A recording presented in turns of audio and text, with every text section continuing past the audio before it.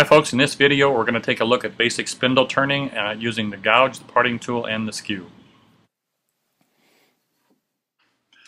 I'm starting off here today with a piece of sugar pine. It's about 2 by 2 inches by about 8 inches long, I think.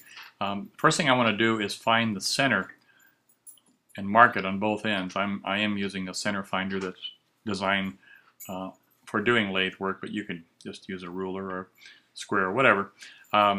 Find the center, mark it on both ends, and once you've done that, or once I've done that, I'm going to take my drive center and a leather mallet. You can use a leather or plastic mallet. You don't want to hit the drive piece with a hammer. You'll deform the end of it. And once I get it started a little bit like that, you can kind of see how it's biting into the wood. But I want to go deeper than that, so I want to set it in nice and deep. Watch your fingers when you do this, guys. You don't want to pinch yourself with that mallet. And just tap it in until you get a nice deep bite. Now I'm going to pull that out of there, and you can see it's in there fairly deep. And the next thing will be to mount it onto the lathe.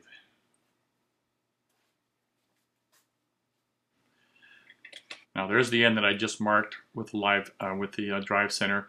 And on the other end I've just marked it, but I haven't done any more than that.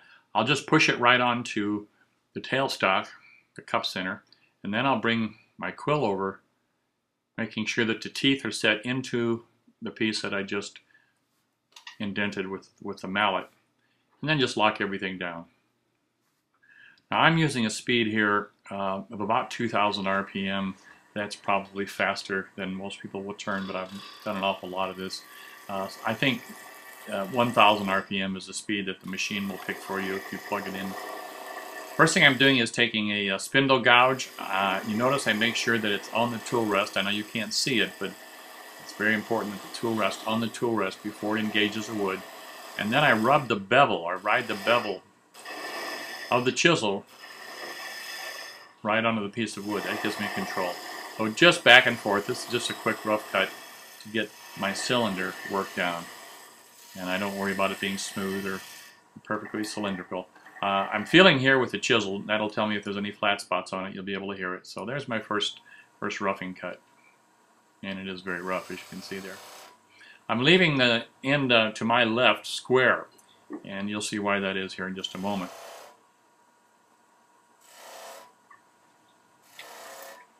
Next I'm using a skew chisel, and I'm using it point first to lay out my design lines, my spacing, and then I turn it over and roll the chisel into the cut line using the heel of my chisel.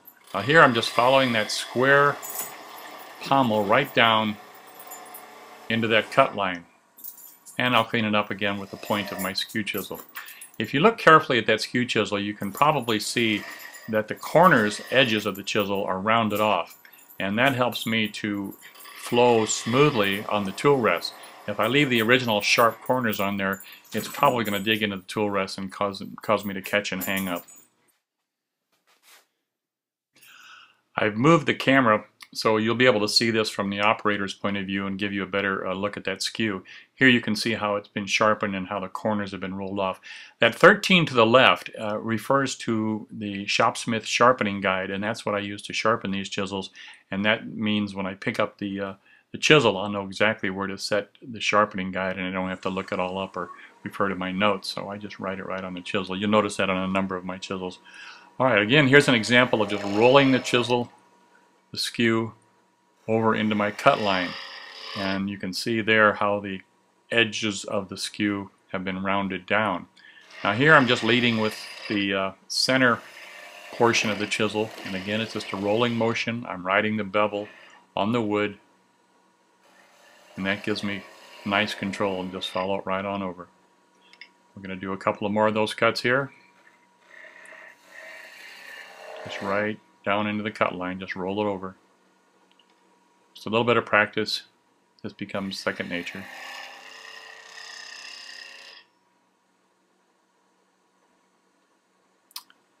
Alright, that should do it for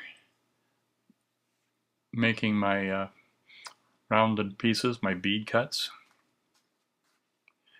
Now using the skew, or showing you the skew again here, this is a good shot of how those corners are rounded off. And I emphasize this because it is real important, and generally they don't come that way, and you do have to round them down. But it will make a difference in how nice and smooth it flows back and forth on a tool rest. Make sure there's no dings in your tool rest also. In another video that I've done, one of my favorite tips videos, I show you how to round those corners off.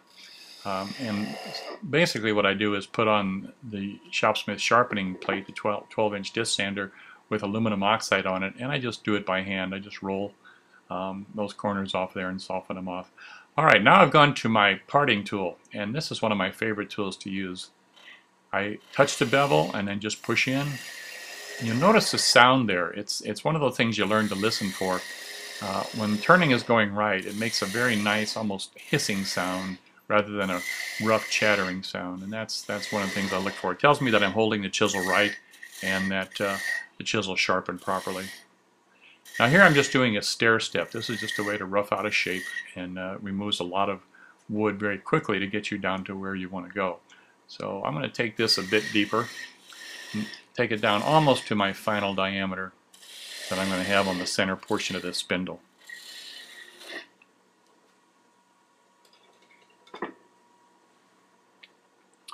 Alright, now I'm back to my gouge, and again you can see the mark there. That's 10 to the left. That's what I use on my spindle gouges using the Shopsmith sharpening guide.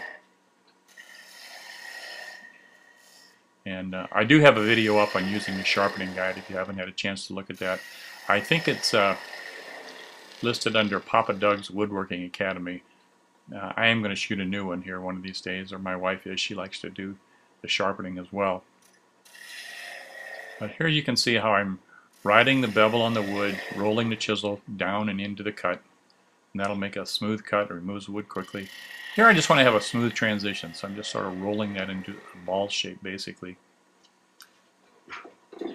Now I'll come back with the parting tool again, and you'll see again the importance of resting the tool on the tool rest before it engages the wood.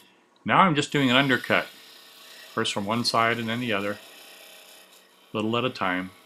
Now they make special tools for doing these captive rings like this, but if you don't have one, you can do it with just a parting tool. And just continue to come in at a little bit sharper angle. And I go slow with this.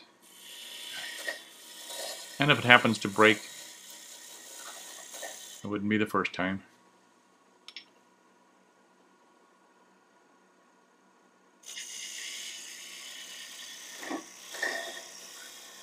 Now you hear the sound change there. That's because actually I'm cutting into end grain at that point when I'm getting at that sharp of an angle, and it is going to change sound. And that sound is just the sound of the wood getting thin. There we go.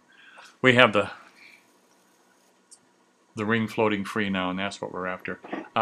This is fun to do. It's one of those things that just sort of impresses people, but you could also make a series of napkin rings with that. You could make a wine bottle stopper, have a little floating ring on it. Candlestick holders, salt shakers, pepper mills, any small turning you can decorate with a captive ring. Now here I'm just following up with my gouge and just removing the material, and the ring will just automatically move out of your way as you're making this cut.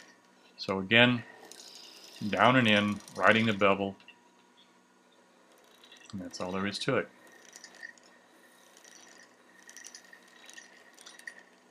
When I was demonstrating, we used to make these a lot, and I would bring them home, and they become great little fire starters. Once you get 100 of them, you don't know what to do with them anymore. So we found it's a great way. You can just put a match to that ring, and it'll catch the rest of it on fire, and it works great. Take them out camping with you if you like. Throw them in the fireplace.